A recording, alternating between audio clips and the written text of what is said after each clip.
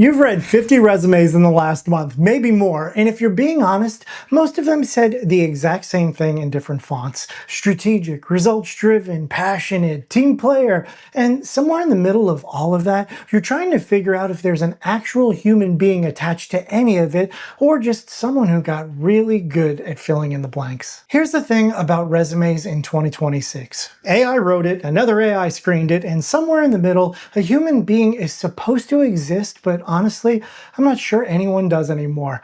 I paid somebody on Fiverr to rewrite my LinkedIn profile once, and when I read it back, I didn't even like the guy they described. It's all strategic partnerships and curating relationships, and it read like someone else's highlight reel with my name on it. So instead of sending you another single-page document full of fancy word salad, I turned on a camera because it's easy to write a resume. It's a completely different thing to sit in front of a lens and actually be the person you claim to be on paper. So that's what this is. This is me filing my resume live.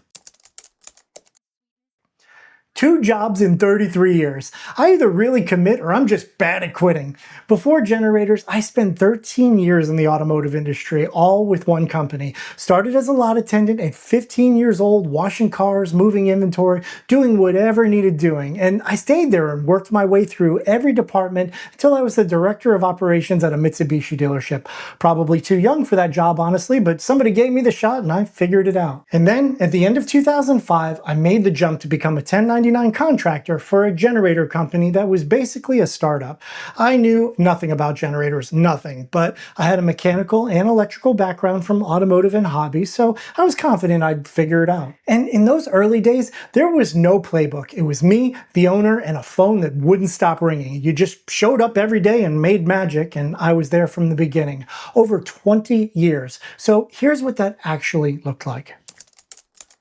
When I got there, I was actually brought in to help with project management, scheduling, organizing jobs, that sort of thing. And pretty quickly, I realized that wasn't my strength. Sitting behind a desk coordinating other people's schedules wasn't where I was going to be the most useful. And then one day, the owner and I went out on a brand new generator install, and the thing wouldn't make power. Brand new unit, not enough juice to charge a cell phone. So we literally took this generator apart on the customer's lawn, parts everywhere. Neither of us totally sure what we were doing, but both of us having enough mechanical and electrical sense to take a swing at it. And that we did. We diagnosed it, put it all back together, and it worked. And that's when I had my Doc Brown flux capacitor moment and thought, okay, this problem is going to happen again. We don't have anyone to fix it, and I'm going to be that guy. So overnight, I basically became the service department. And for a while, I was just following the book, literally following the diagnostic flowchart, step by step, doing exactly what it told me to do, but I didn't understand why I was doing any of it.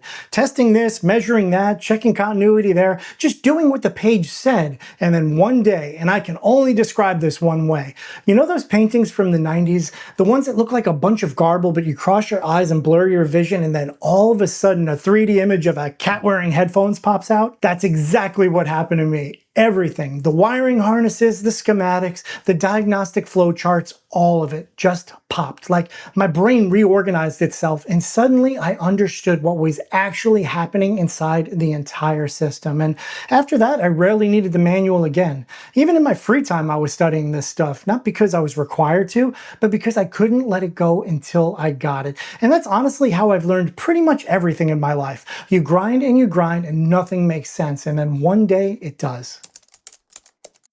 So one time a hurricane is coming and a customer who lives on a beachfront property calls in. They bought this house and it came with a generator, but they don't know anything about it. Don't know if it works, don't know what it does. They just know there's a box on the side of the house that's supposed to keep the lights on. Well, the lights went out and the box did nothing. And every single technician we had was booked out because naturally humans wait until the storm is already named before they remember they should probably check their backup power. Now, at that point, I wasn't a field tech anymore. I was in sales, but I always kept tools in my truck. Like, even when your title changes, the mechanic in you doesn't just die because he gets a fancier shirt. So I drove out there, opened up this generator, and rats had moved in. Literal rats. The unit had broken at some point and stopped doing its weekly exercise cycle, so it wasn't getting hot anymore. And these rats decided, hey, free rent, plenty of foam and padding to chew into a nice little sleep number bed situation. And because apparently copper wire and insulation are delicious, they ate through the entire wiring harness. So I'm putting on mechanics gloves, pulling out rat feces, which, side note, is the single worst smell I have ever encountered in my life. And in the process, I disturbed one of them, and this rat comes running out towards my feet, and I tiptoed and screamed like a little girl. It's not my proudest moment, but it happened. So normally you'd look at that and say, okay, we need to order a new harness. That's weeks out, especially with a storm coming. And this family would just be left in the dark, literally. So obviously I'm staying to fix this, but with what? The power's already out, so I can't plug in a regular soldering iron. After rummaging through my tool bin, I found a butane-powered cordless one in my truck, and the homeowner had some leftover speaker wire from a home theater install. So on a wing and a prayer and a bit of heat shrink tubing, I sat there and systematically, one connection at a time, patched the entire wiring harness with little lengths of speaker wires soldered in by hand. I tested every connection for continuity or shorts, put it all back together, hit the button, and that generator fired right up. And that family had power when the storm came through. And the point is, nobody asked me to do that. On paper, that wasn't my job.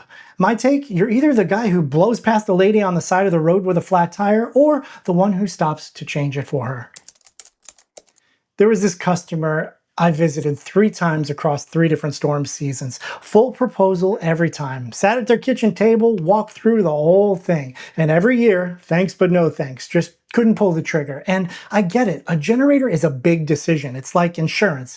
Most people don't want to invest until they need it. And then year 4, he calls. Hurricane season. He's ready. And the first thing out of his mouth is, how fast can you get this done? And I already knew that fast wasn't going to happen. The permit department in their particular municipality was the slowest in the entire state. I lovingly refer to them as the Project Prevention Department.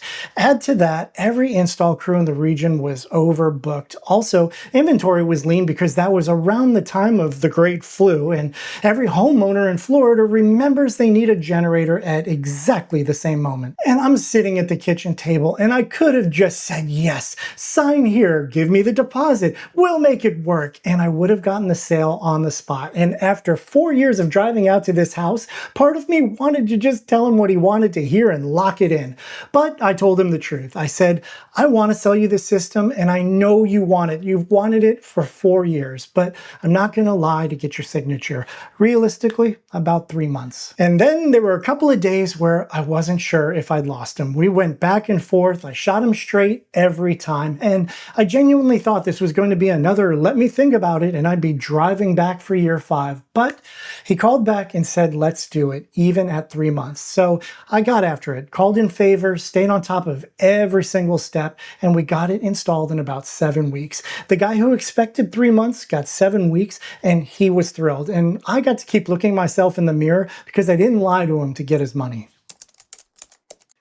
About 3 years ago, I started messing with AI, and I don't mean I took a course or watched some YouTube prompt engineering series. I mean 3 years of sometimes screaming profanity at a computer screen and catching these platforms in a lie the hard way. That's what actually taught me, not a tutorial, just reps, every single day. And what that really taught me wasn't how to make AI say clever things. It taught me judgment, what to trust, what to verify, what to throw out, what to hand to one system, and what absolutely should not be handed to that same system. And here's what I mean by that. In the early days, I spent 18 hours building a 92-second script. 18 hours. And the stuff I was getting back in the beginning, I thought was awesome until people started calling me out for sounding fake, and I didn't even know what they were talking about until I started catching it myself. The LinkedIn voice, the magazine lingo, the sentences that sound poetic until you realize nobody actually talks that way. If connecting with people is what matters to you, using AI straight out of the box is probably your fastest way to disconnect from them. None of these AIs can run the whole show by themselves, but if you know how to pressure test them, sequence them, and use one where the other one falls short, now they become useful. So when I say I've been deep in AI for 3 years, I don't mean I've been watching funny cat video tutorials on YouTube. I mean, I've spent 3 years learning where it breaks, where it lies, where it helps, and how to make it produce something you can actually use to find and solve problems you didn't know you even had.